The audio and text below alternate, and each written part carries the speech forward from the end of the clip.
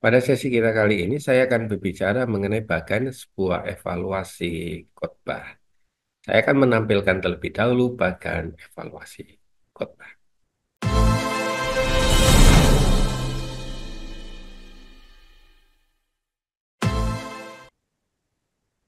Rekan-rekan hamba Tuhan, para Bapak, Ibu, Saudara-saudari, saya akan mulai menjelaskan apa yang dimaksud dengan bagian evaluasi khotbah. Tentu pada bagian yang utama adalah firman Tuhan, adalah merupakan sebuah standar utama dari sebuah kita melakukan evaluasi. Disitulah kita akan tahu betul apa yang perlu kita lakukan, dasar dan motivasi. Baik kita pada waktu kita memberi dan menerima evaluasi di dalam khotbah kita. Dan yang kedua adalah pengkhotbah. Coba kita mulai mengevaluasi diri kita sendiri secara terbuka, menerima evaluasi dari rekan pelayanan, jemaat, majelis, koordinator jemaat, koordinator pelayan, semuanya. Dan rekan-rekan pelayan dan majelis itu memberi evaluasi dengan tanggung jawab yang penuh dengan kasih. Di faktor jemaat dilibatkan sebagai bentuk refleksi pribadi dan diskusi untuk menjadi pendengar. Semua proses ini akan terhubung dan berorientasi kepada pemurnian, pelayanan, firman, dan pertumbuhan tubuh Kristus. Saat suasana mengkoreksi dan evaluasi menjadi aspek yang begitu sangat penting. Suasana, keadaan, pada waktu diadakan. Bahkan lebih kali sering menentukan daripada evaluasi itu sendiri. Suasana menjadi bagian yang bisa, walaupun itu benar, bisa menjadi salah, walaupun itu salah, bisa menjadi sesuatu yang menyegarkan di dalam pertumbuhan rohani yang sehat dan baik. Sehingga di situ terjadi sebuah komunikasi yang luar biasa, indahnya. Nah, rekan-rekan hamba Tuhan, bagaimana sih kita membentuk sebuah mengkoreksi sebuah khotbah, terutama di dalam sebuah suasana yang sehat.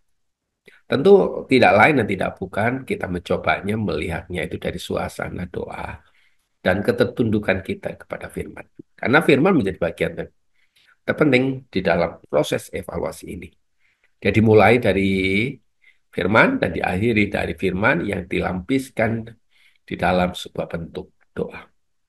Semua pihak akan menyadari bahwa dia bukan hanya menyampaikan isi hati daripada pemikirannya, tetapi apa yang menjadi isi hati daripada firman Tuhan.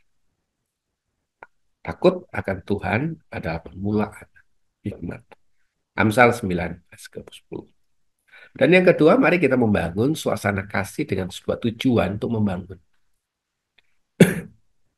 Evaluasi bukan sebagai bahan untuk menjatuhkan atau membandingkan antara pengkhotbah satu, pengkhotbah yang lain, tidak. Tetapi ingin melihat sebuah kemampuan di dalam dirinya, di mana ada potensi yang besar di dalam ia menyampaikan kebenaran firman, dan disitulah firman itu akan bertumbuh dan disampaikan dengan sebuah bahasa yang lembut, bukan bahasa yang menghakimi, bukan bahasa yang menyakitkan, bukan bahasa yang menuduh, bukan bahasa yang menjatuhkan, tetapi menjadikan sebuah ucapan itu benar dan menjadi sebuah solusi yang membangun di dalam kehidupan pribadi untuk kemajuan kerajaan Allah. Mari kita saling membangun sebuah suasana yang reflektif, bukan hanya mendorong jemaat untuk mengalami sebuah pertumbuhan, tetapi izinkan Tuhan ingin melihat kekuatan di dalam diri kita pada waktu kita menyampaikan firman dan apa yang ada di dalam diri kita.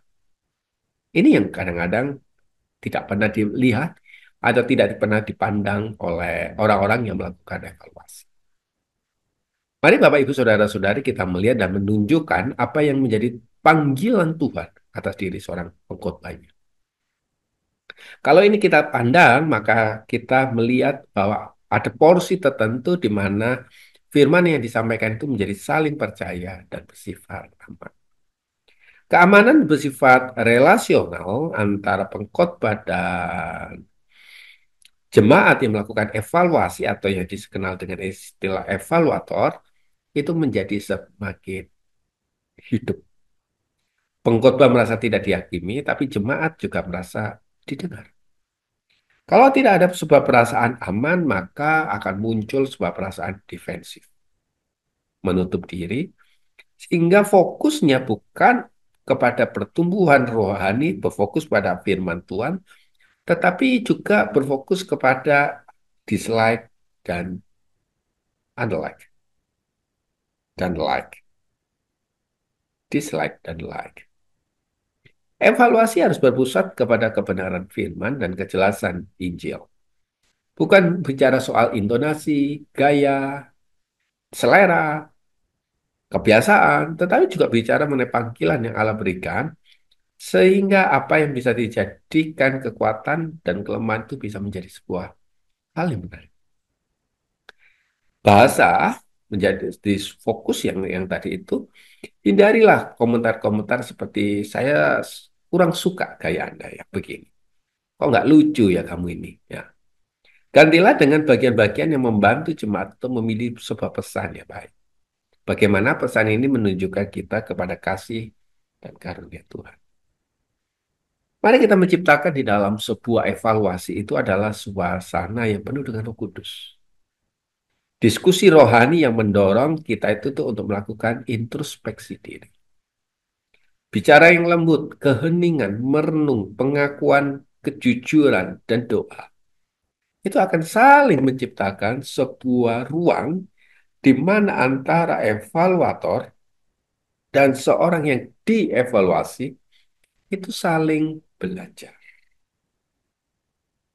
Bahkan perlu kita lakukan, mereka saling menasehati di dalam sebuah kebenaran. Beberapa tips yang mungkin bisa menciptakan suasana ini, mari kita mulai menyediakan waktu khusus. Jangan dilakukan setelah ibadah, misalnya. Jangan dilakukan di tempat di lorong gereja. Jangan dilakukan di depan banyak orang. Tetapi kita melakukannya itu di sebuah waktu yang memang kita khususkan untuk menciptakannya. Gunakan form evaluasi secara bersama untuk melihat faktor-faktor apa saja yang perlu kita evaluasi. Di dalam episode kita yang lalu, saya sudah menunjukkan formnya secara 7 garis besar. Mari kita mulai keterlibatan fasilitator yang lebih dewasa rohani untuk kita memimpin evaluasi ini. Orang yang lebih paham, orang yang lebih tahu, orang yang lebih peka untuk memimpin jalannya evaluasi. Mulailah evaluasi dengan hal yang positif. Masukkan di dalam perbaikan dan mendorong jemaat untuk menyadari, mendorong pengkhotbah juga untuk menyadari sebuah perbaikan-perbaikan di dalam dirinya. Saya rasa tips-tips yang sederhana ini akan menolong kita mendorong para pengkhotbah dan juga mendorong para evaluator untuk bisa masuk di dalam evaluasi yang sehat, dinamis untuk menuju sebuah kedewasaan rohani di dalam pertumbuhan. Kiranya Tuhan memberkati kita.